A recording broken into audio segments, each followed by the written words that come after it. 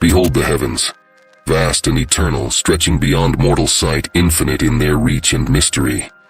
In this infinite expanse, ask yourself, can the clay comprehend the hands of the potter that shaped it? Can the shadow understand the will of the sun that casts it? We speak of God, creator, architect of being, sculptor of souls, not as an equal, but as a whisper in the void striving to echo the voice of the divine. Yet here lies the first folly, to measure the infinite with the finite, to weigh eternity on scales forged by time. God is not man. His essence is not bound by our frail notions of love, compassion, mercy, good or evil.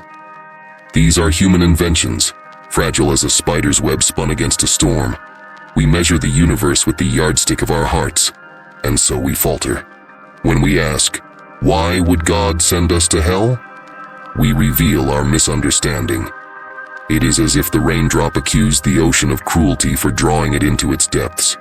We judge God by the standards we know, forgetting that He transcends the mind that questions Him. He created us, therefore He owns us. Shall the potter not crush the vessel if it displeases him? Shall the playwright not tear his script if the story veers astray? To create is to claim dominion. God is not bound to justify His will to us, for His will is the source of all that is. And yet, here is the paradox.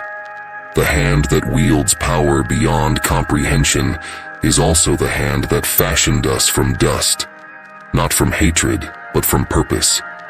We are His design, not His equal.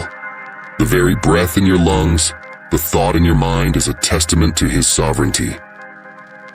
We are in a test. If life seems cruel, it is not cruelty but challenge. We walk a narrow road laden with trials and choices, for we were not made as mere ornaments of creation. We were made to struggle, to strive, and to be tested. A test implies risk. The stakes must be real. What is salvation if not the escape from damnation? What is virtue if not the triumph over vice? To ask why there is hell is to ask why there is fire in the forge. It is there to temper the steel. The question itself betrays our nature. In asking why God would send us to hell, we assume an injustice, as if God owed us something. But what does the Creator owe His creation?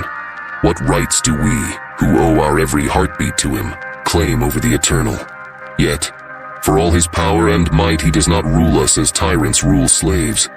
He rules us as a creator rules his art.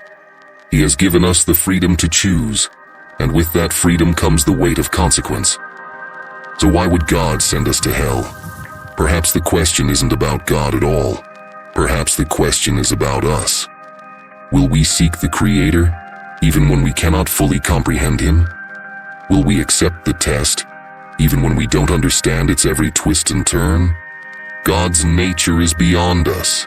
His wisdom is beyond us, and His justice is beyond us. But in this incomprehensibility lies the truth. He is God, and we are not.